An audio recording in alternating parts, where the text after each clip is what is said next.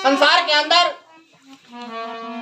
एक ऐसा दौर आया जब छुआछूत, भेदभाव चरम पर चढ़ा, पाखंडवाद चरम पर था।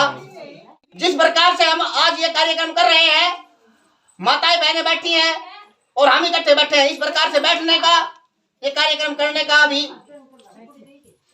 कोई साहस भी नहीं कर, सोच भी नहीं सकता था, कोई विचार भी नहीं कर सकता था।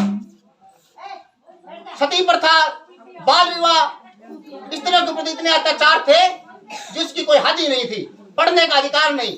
और ब्राह्मणों ने कहा कि छोटी जो जात वाले हैं उनको भी पढ़ने का अधिकार नहीं है, वेद पढ़ने का अधिकार नहीं, क्या शिक्षा लेने का ही अधिकार नहीं है। एक समय ऐसा भी आया जब इतना बुरा दौर संसार के अंदर चला, तब गुजरात के टंकारा गांव में एक महान आत्मा ने जन्म लिया, जिनका नाम आगे चल करके महर्षि दयानंद के नाम से संसार में विख्यात हुआ और जिन्होंने आर्य समाज की स्थापना करी। उन्होंने बताया कि वेदों को कोई भी राक्षस चुरा करके नहीं ले गया, वेद यहीं पर है और ये जो अर्थ पंडितों ने कर रखे हैं ये गलत अर्थ है, जबकि वेदों को पढ़ने का सबको अधिकार है, जीव मात्र को अधिकार सुनने का है और कोई भी अपने सत्कार्य कर करके अपने आप को ऊंचा उठा सकता है और वर्ण व्यवस्था जो है वो संसार में होनी चाहिए। तो आज हम यहाँ बैठ करके जो अपनी बात कह रहे हैं और आपकी बात सुन रहे हैं, वो उसका पूरा पूरा श्रेय महर्षि देव दयानंद को जाता है। तो हम कृतज्ञता प्रकट करते हुए एक भजन उनके नाम आपके सामने पेश करता हूँ।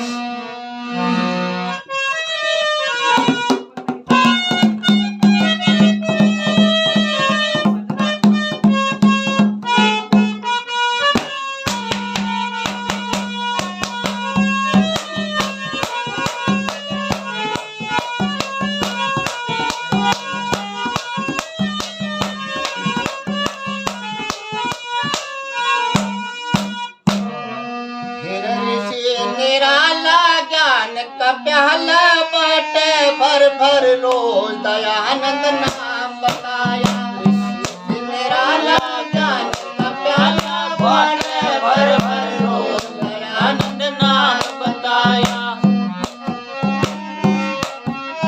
भर भर बाटे रोज दयानंद नाम बताया। मेरे अबला बेचारी रुदन मचावे, बाल विवाह बे मेले विवाह, अबला